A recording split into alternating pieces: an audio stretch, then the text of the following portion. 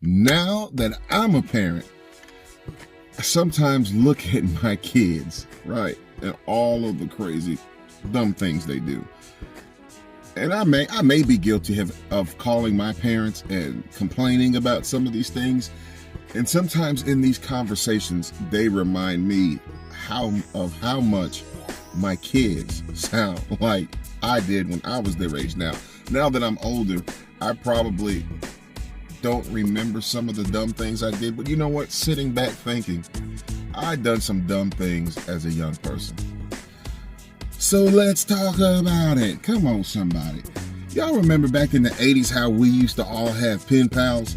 Or we all had somebody that we wrote actual letters to and before we started typing them out? That was a thing back in the 80s. I had friends way in Japan that I had never met.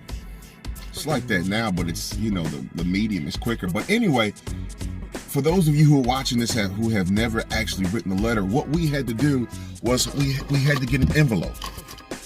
If you've never seen it, this is an envelope. This is an envelope. And on that envelope, you had to place a stamp, right? Well, in the top corner, you would write your name, and then here somewhere towards the middle meat of the envelope, you would write who it was going to. Well, I got this grand idea that I was going to write my cousin a letter. However, I was going to take a shortcut. I was going to peel the postage off of a stamp that had already been used. It's probably a bill or something that came in, and I was going to use that postage. And back then, I think stamps were 33 cents or something close, 29 cents. So I was going to use that stamp that had already been used, fix it on my letter, and mail it off. Even though I knew better, I just thought that maybe I could just get by with this, or maybe nobody would catch it. But to my dismay, that letter never made it anywhere. It came back, and I was told to use proper postage.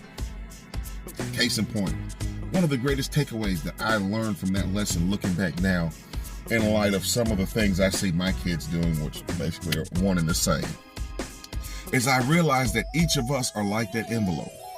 From the time we're born, God specifically writes out whose name is on this envelope. That is your journey. God affixes it with your name and where it is going.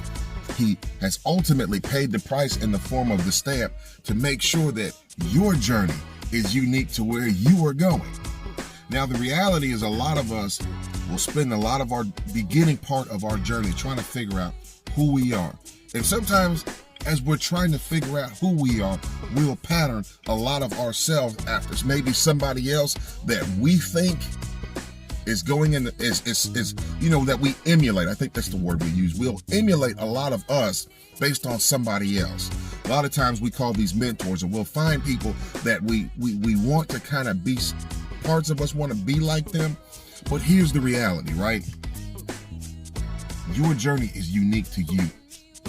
The postage or the price God paid for you to be who you need to be, ultimately you can't rip the stamp off anyone else's life, affix it on your own life and get where you're trying to go. It's not going to work. The day you realize that you were born unique, like fingerprints and snowflakes, no two of which are exactly alike, your journey ultimately will rest on you getting where you gotta go. There are no shortcuts, but the price has already been paid. You take that stamp, that sign of approval that God has, and you leave it on your life and don't try to use anybody else's. So anyway, and just in retrospect, I wanted to have a come on somebody moment, because you are unique to God. And I want you to realize that you weren't just here or placed here. You weren't just born.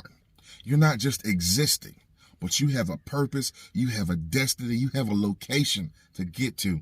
I encourage you today to be blessed.